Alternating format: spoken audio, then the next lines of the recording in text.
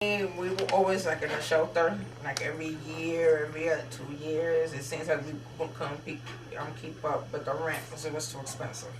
Because I live off SSI. He's Social Security.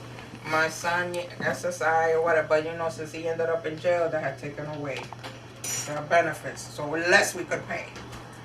With the little bit that we get, and my daughter, and the apartments was like 1,500 and over.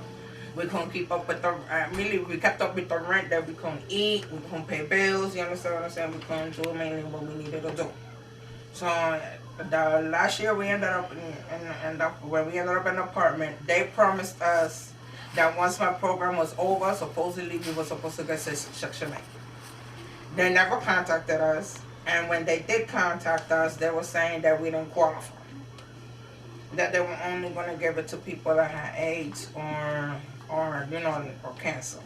Okay, I understand that, but yeah, white promised us something that was going to be due when our program was over to then end up back in the shelter.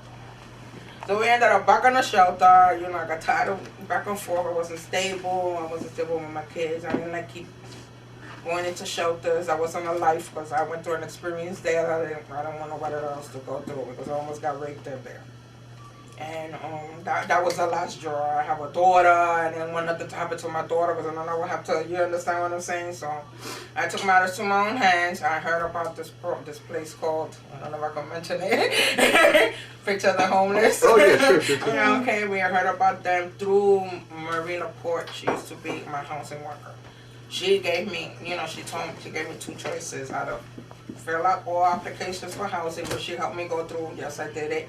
But then she said it was going to take a while, so I didn't want, I said I needed something stable right there and then. And she gave me she took me to the Picture of the Homeless. We got together and everything. They told me about this thing that they do. Angel. Now, Angel. So, I was done with it. I said, I'll try it. We tried 2 homes, I remember, and each one of them was so tight. Every time we were close to get in there, it seems like it was being pulled from under us. I knew about this house because of a friend of ours. That was he.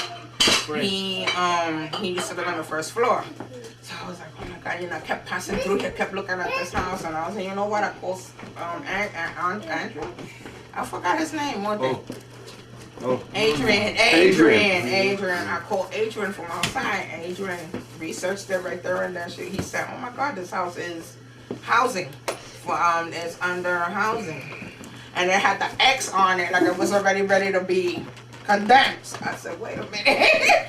So we took advantage of it and we got in here, and little by little, between Frank and his crew, they covered the homes. We started coming over here helping them and everything, little by little. We're progress. So far, we've been here 3 years and 3 months.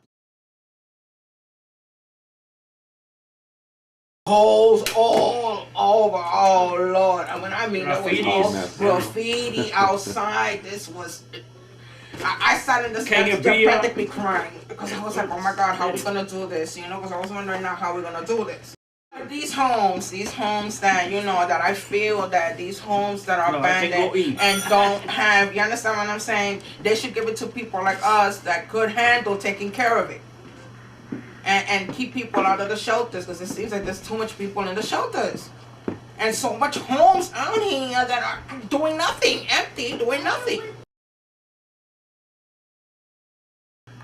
I did what I do, whatever, you know what I'm saying? Because my mom was getting evicted. Right. You feel me? I was doing my little thing, whatever. Yeah, sure. Trying to, so that way, that same day she got evicted, I stormed out the house. You know what I'm saying? I was mad. You don't even know the things I was going through my mind. Like, yo, this shit is crazy. And it's like, yo.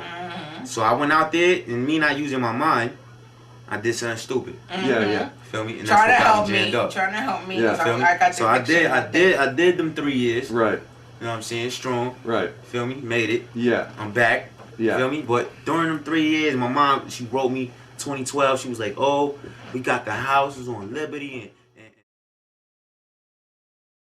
Yes, I recommend this. Do the research first.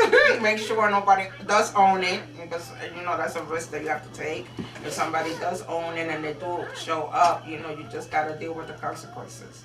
But just do the research, whatever house you find, do the research, make sure nobody, you understand what I'm saying, and just do what you gotta do.